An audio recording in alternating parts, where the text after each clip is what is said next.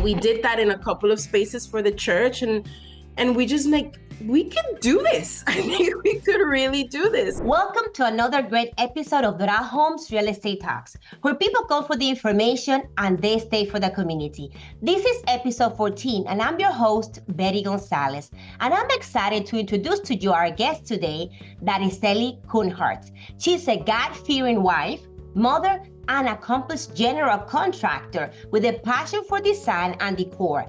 As the founder of D&Co, she shares her expertise in making spaces beautiful. With a degree in construction management from FIU and 50 years in the industry, she specializes in comprehensive concierge services for property repair and renovations. Her unique touch also extends to events and interior design services. Stay tuned as she shares her insights and exciting plans for real estate investments.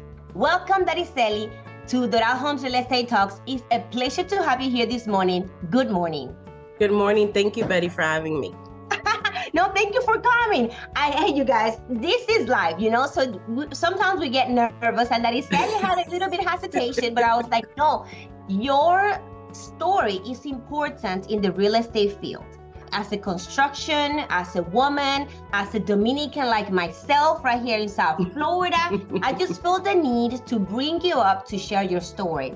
And I'm really happy that you accept my invitation. So I have a few questions that I drafted for you because, as you know, I'm in real estate, but I'm not in construction. Mm-hmm. And I didn't know exactly, I was thinking, how does that relate to me as a woman, as a minority twice, and in the industry? So some of the questions that I have is like, how did you end up in general construction? Tell us a little bit about yourself, your background. How long have you been in the business, and what got you there? And how did you end up in South Florida? Yes. So I was born and raised in Brooklyn, New York. Okay. And I remember, at least with my love for interior, my love for structures kind of started when I was probably in elementary school. My uncle, who's a really big impact in my life, he was studying architecture, and he would bring home models of assignments that he would have to do for school. And after he did the assignment, he would bring them home, and I would play with the models and use them as doll houses. But I was always so intrigued of how everything came together, how meticulous his design was. And so I knew I wanted to do something in design when I was finishing. Also, at the age of 13, we moved here to Florida, to Orlando. So when I was looking for schools, I came across FIU. I fell in love with FIU. So I decided to come to FIU, and FIU had an architecture program, but I heard it was really competitive. So I thought, okay, well, I don't have much of a background. I only remember my uncle doing his designs, but it wasn't something that we talked about. It wasn't something that I was immersed in. So I didn't feel confident to do the program. So I thought, okay, well, let me do some structural engineering because I love math. I'm good at math. Let's look into structural engineering. They didn't have a structural engineering program at the time. They did have a civil engineering program. So I started the civil engineering program until physics with calculus came around and wiped me out. I was like, okay. Yeah, I was like, yeah, this is not for me. This is too much. I passed it, but barely. So I remember one of my neighbors, he started talking about this program he was in called construction management, which I never heard of before. And he was super excited. He kind of told me about it. I was like, okay, it's interesting. And it's kind of in the engineering field, but it's more managerial. So I started looking into it.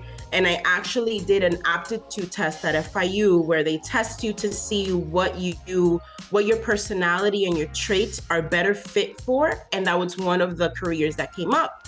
So I was like, okay, well, let's try it. So I changed my major to construction management and flew so with. You changed it from, what was your original major? Civil engineering. Civil engineering, and then you changed. And I changed it to construction management. Okay. So I finished my career in construction management. I graduated from FIU. I graduated in 2009. I got my GC license, which was difficult, but we made it in 2012. Congratulations. Thank you. So it's since 2012, I've had my GC license. I've worked with several different contractors. My current employer, I've been with them for 10 years now. I just turned our 10-year anniversary earlier this month.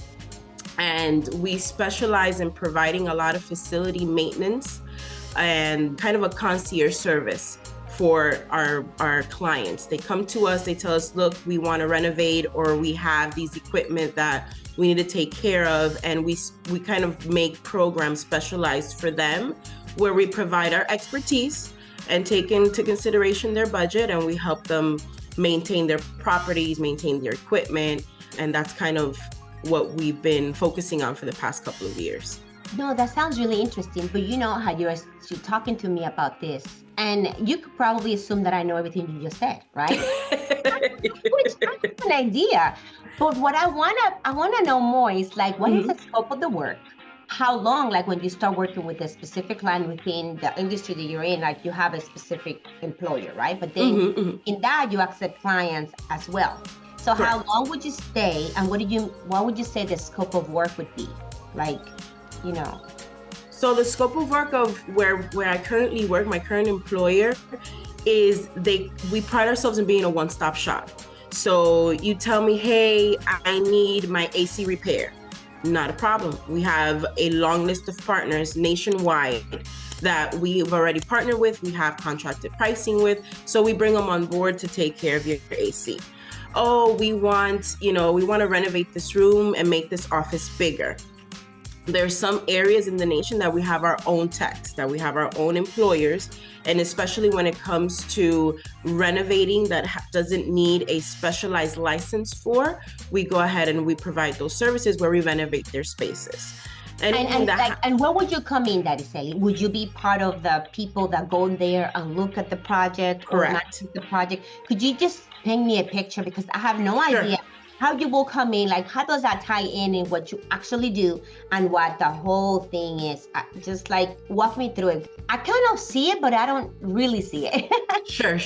So I go and I do a site visit, and we take a look at what our clients need. Most of our clients right now are hotel companies. So we'll go to the hotel, we'll take a look at it. They'll have a list of different repairs that they want to do. They want to, they need to paint a whole hallway. And on top of that, they need to reconfigure maybe their administrative spaces. So I walk through with them. I list down everything they need, and then we come up with a scope specifically for their needs. So every scope is going to change depending on the client that we have. So specifically for their needs, I remember we did some work at the W Hotel in Miami, and they wanted to renovate their office spaces, their behind the scenes office spaces where their accounting department is, HR, and all of that. So their renovation that they wanted to clean up the floors, they wanted to paint the walls, they had a couple of partitions, those walls, kind of the fake walls, they wanted to get rid of that, more of an open concept. So we walked through the space with them, we consulted with them, okay, we think that for your floors, these are the type of floors that are going to be better lasting, that, they're going to go through the wear and tear. They had some issues with water coming in. So this is going to better protect your floors.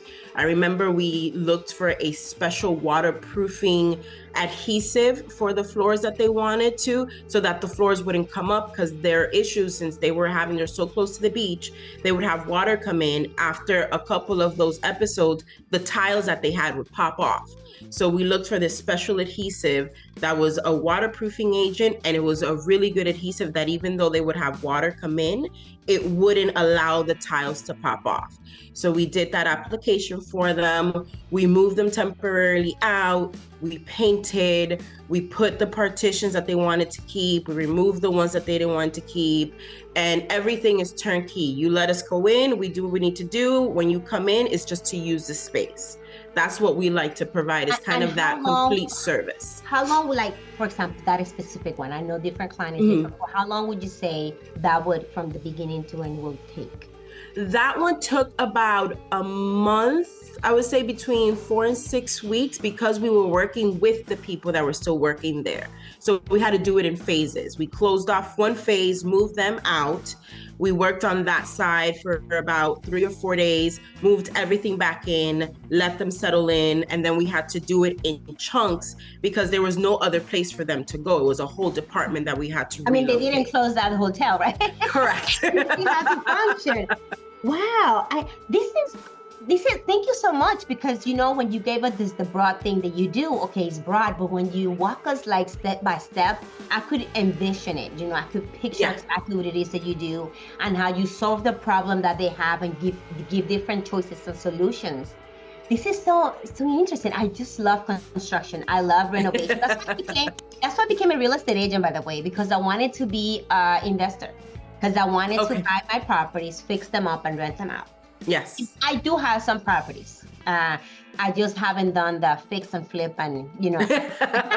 Not yet. Not like at the big scope, but I will. Yes. That's my end goal, because I really, really, really love to see the transformation, like from what it is now to what it's going to become. Like, it's like a flower. It's like a butterfly, Yes. Oh, yes. Yes. Esa lombricita, lo que sea. So Dariceli, the question that is really irking me right now that I just want to tell you, I'll ask you, is like, this is a predominantly male-dominated contracting job, right? So have you encountered any specific challenges or biases towards you because you're a woman? And if you have, how do you overcome them?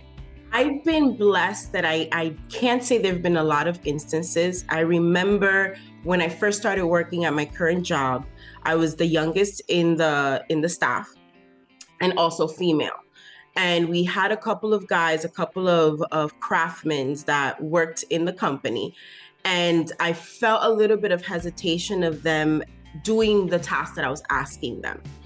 And I'm like, okay, here's me, a newbie, because I was also very new to the field, to these experts. It was a little intimidating at first, and I couldn't tell whether if it was because I was female, if it because I was young, or both.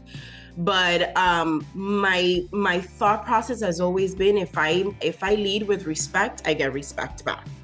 And I don't know everything. These are guys who are professional in their fields, who know what they're doing. So the best I could do is to learn from them. So by coming in that aspect without feeling like, well, I'm the manager, you need to do what I say. It was more of a partnership. Okay, guys, this is what we need to do for our clients. This is how, the client's expectation is this.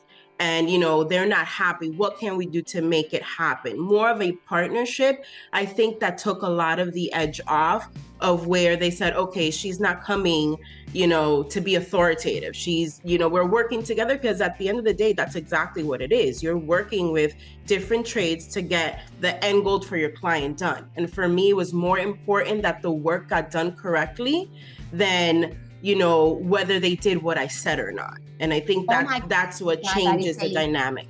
Thank you so much for saying that, because I believe when you lead with value and respect, yes, it doesn't matter if you're a woman, if you're a man, if you're white, if you're black, if you're Hispanic, it doesn't matter. Value is value and value is value. Yes. Respect is respect. And the fact that you decided to go that way shows how professional you are and how secure about yourself you are. Seriously. Think about it, because when people want to come and lead by position, you're coming from a place of insecurity, because you're hiding behind your position, not about what you know. And wow, thank you. Oh my God, this is so nice. This is refreshing. I am telling you, this is refreshing because I was in the military for 22 years. And that was one of the things that I thought was a mixed opportunity for a lot of females in leadership.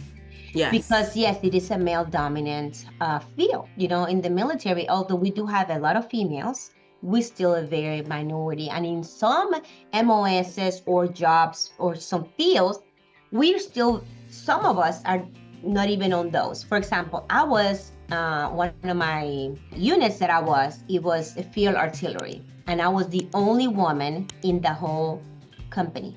Just me, and everybody was a man. My colonel had been in the Army for 20 years at that time, having never worked with a woman. Wow. And for 6 months, we were in Iraq. They did not speak to me. Nobody spoke to me. Not because they wouldn't speak to me, not because they were mad at me, just because they did not know how to act around me. I was new to the environment. All I did was I came to work every day. And after work, we went to the gym. I did what I needed to do. And eventually they realized, oh, she's just one of us. She just happens to be a female. And then the last months, for the year tour, then we were fine. But they just had to warm up and get, used to the idea that I was there. But what I found was that I saw a lot of females were in very high positions and they came with this insecurity, like they're not gonna listen to me. And I was like, woman, you already made it. You are the boss. You're already at the boss. Act like it. Just take charge. It's okay. You don't have to prove anything to anybody else no more. Or you need to do your job. And once you do your job, they'll follow. Exactly. As a matter of fact, in the military, I'm sorry, I'm talking about the military. Okay. Because you just Thank you for your service, by the way. For your support, because you just reminded me, this is it's similar. Because I was, certain levels in the military or certain fields, you just don't know. They speak a total different language. Yes. And it come to this, in this field artillery, I had this specific rank. You might not know, but people listening to it, I was a sergeant first class at that time. So what happened, sergeant first class in field artillery have a specific position and that they would lit up or fire the cannon for the field artillery. And every time you do that, smoke will come up, right? Because it's field artillery, Yeah. So the people with my rank in that field, they will call them smoke. But I didn't know because I have never been in there, even though I've been in the Army for 12 years at this point. Oh, wow. So when I was there, I had this specific assignment, and I have like 20 soldiers working under me. And all of them were calling me smoke, smoke, smoke, with a lot of respect. They were younger soldiers. Smoke, yes, smoke. What did you name to the smoke? And I'm like, what the? I could tell they were really respectful, and I just responded. Yeah. Later on, I was talking to one of my peers, and I was like, hey, he was field artillery. They keep calling me smoke. What does that mean? And then he explained to me, because this is a position that people in your rank in the field artillery holds. And it's a platoon sergeant, and they get the stuff, and smokes come up, and that's the nickname. And it's out of respect. Yeah. But I never acted like, what are you doing? What are you calling me smoke for? So I just knew, and it was one of the most beautiful experiences that I've ever had in the military, to tell you the truth. Oh, wow. And I got recognized for many things, because it's just like we're just peers. But anyway, I'm sorry. You told me this, it really brought like memories back. This is so good. Let me see, what's the other one? Okay. Oh, this is a good one that I wanted to ask you. I wrote it down because I just didn't know. I was like, are there any common myths, or misconception about the construction and contracting industry that you believe that everybody should be aware of? Like, there's any myth out there, or that maybe for women or maybe men, just anybody? I think the biggest common misconception is that we're all crooks. Okay, I see. Like there's a lot, unfortunately, and I know why, because there are some contractors that are a little iffy, but there's this kind of hesitation with clients of a you against me, when it should really be a partnership of this, they're going to upcharge me, or they're going to take advantage of me. And there has been instances where, unfortunately, contractors have taken advantage of clients, where they've left them out in the cold. But we're not all that way. There are some honest contractors. You just really have to do, as a client, you have to do your research. The cheapest is not always the best. You have to really take into consideration not only the price, but also the contractor's history, and just there's certain people that give you a sense of confidence, and there's certain people that don't, and I would follow that. Like I'd rather use your instincts, Correct. And also do a little bit of research, not only on the contractor, like don't Google them, because usually people that are going to leave reviews are happy clients, but the unhappy clients, unless they're really, really, really into it, they're not going to sit there, you know. But the truth is that you need to also know how you're going to pay them. Yes. Don't pay all the money up front. Have an agreement beforehand. Hey, how long is this going to take? What is going to be considered the middle way? Like this mid-construction, like by the time that you see this done, this is halfway.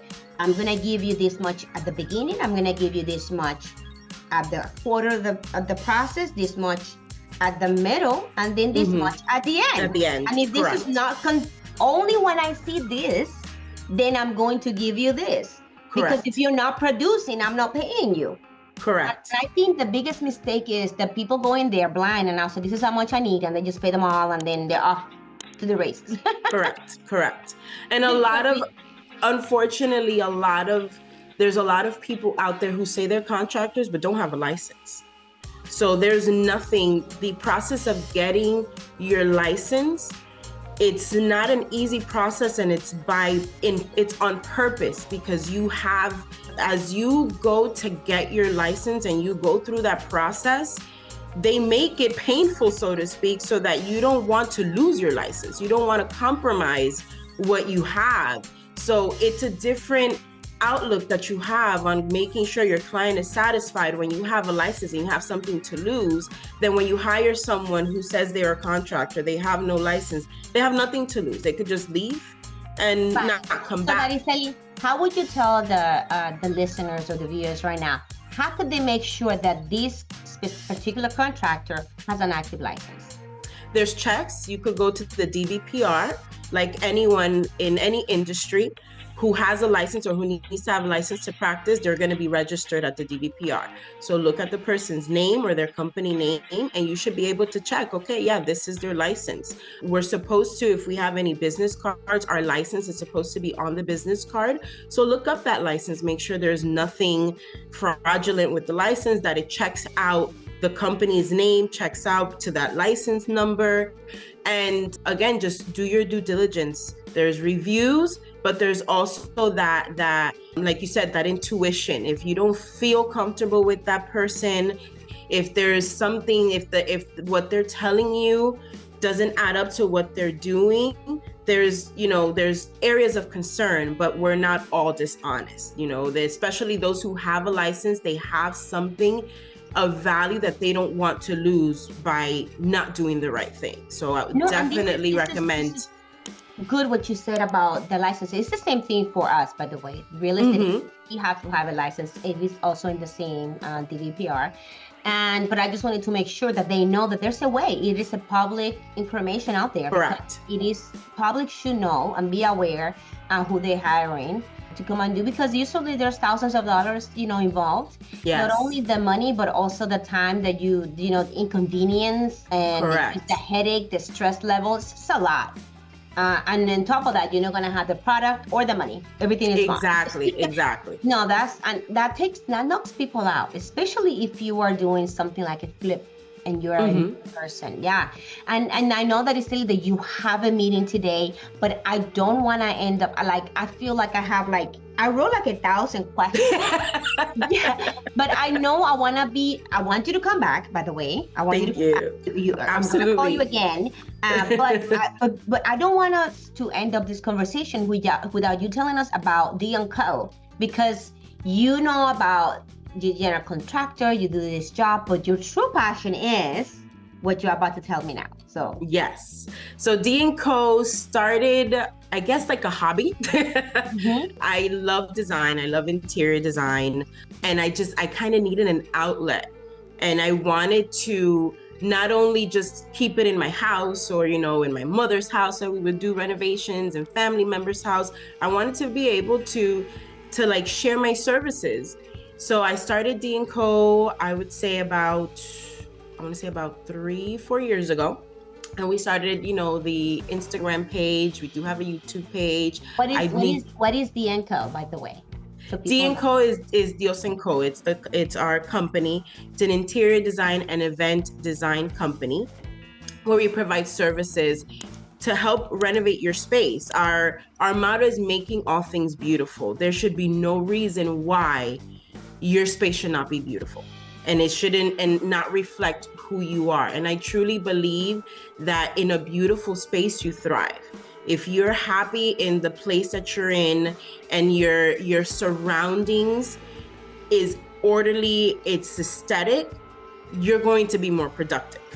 So we like to help people just, put order in their space, put beauty in their space. So when they wake up in their home reflects who they are, and they're able to be the best that they can be. That if you're having an event, there shouldn't be any reason, no matter what the budget is, that you can't have a beautiful event where you're going to have those memories of, wow, this is how we celebrated, our birthday, or this is how we celebrated our wedding. So we truly believe that if your space is beautiful, it brings beauty into your life, and that's what we like to bring to our clients. And how did that come about? I mean, I know you have an knack for construction, but how did the inspiration come from? Like, what happened that triggered you? You know what? I want to do this.